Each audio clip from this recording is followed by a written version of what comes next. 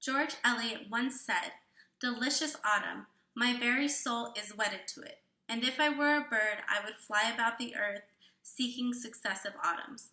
I want to help make your autumn more delicious. Pumpkin cinnamon rolls are the perfect fall treat.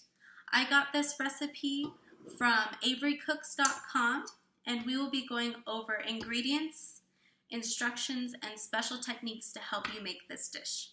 We'll start with our dry ingredients. Inside the bowl here, I have 3 1/4 cup of flour, 1 packet of dry active yeast, 2 tablespoons of pumpkin pie spice, and 1/2 cup of granulated sugar.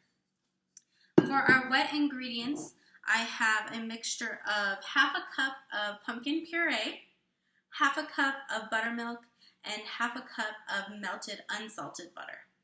We also have an egg that we will add to the mixture. Now, before we add our wet ingredients to our dry ingredients, we will want to heat this mixture in the microwave for about 50 seconds. The heat of the wet mixture will help the yeast to activate and allow the dough to rise. Once we have added our wet ingredients to our dry ingredients and our egg, we will use our stand mixer with our dough hook and knead the dough for about 7 minutes until the dough has come together. If you notice that your dough is too sticky, go ahead and add flour until the dough has come together and is not sticky. We will then transfer the dough to a glass bowl and place a paper towel over the glass bowl. We'll allow the dough to rise for about 1.5 to 2 hours or until the dough has doubled in size.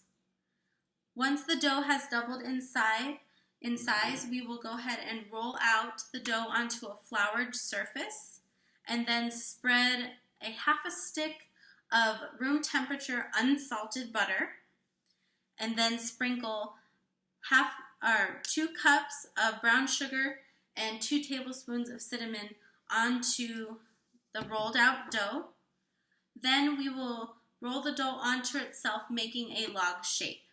Now, some people cut the dough with a knife, but a little bit more effective way of doing it is using an unwaxed piece of dental floss. What you want to do is, after you've rolled your dough into the log, place the dental floss underneath your log and crisscross the ends of the dental floss and pull them tight. This will pinch off a section of the dough. Once you have done this all the way through your log, you'll arrange your cinnamon rolls onto a greased rectangular pan, and then we're going to allow them to rise for another hour or until they've doubled in size. Once we have done that, we will set our oven to 400 degrees and place our cinnamon rolls inside the oven for about 12 to 15 minutes. While the cinnamon rolls are baking, we will make a cream cheese glaze for the top of them. We will need 4 ounces of cream cheese, 2 cups of powdered sugar, and 2 tablespoons of of 1/2 or cream.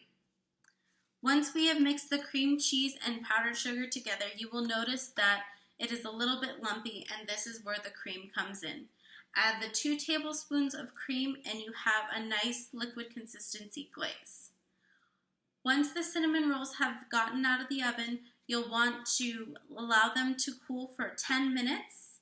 Once they have cooled for 10 minutes, you can drizzle the glaze on top of the cinnamon rolls and they are ready to enjoy.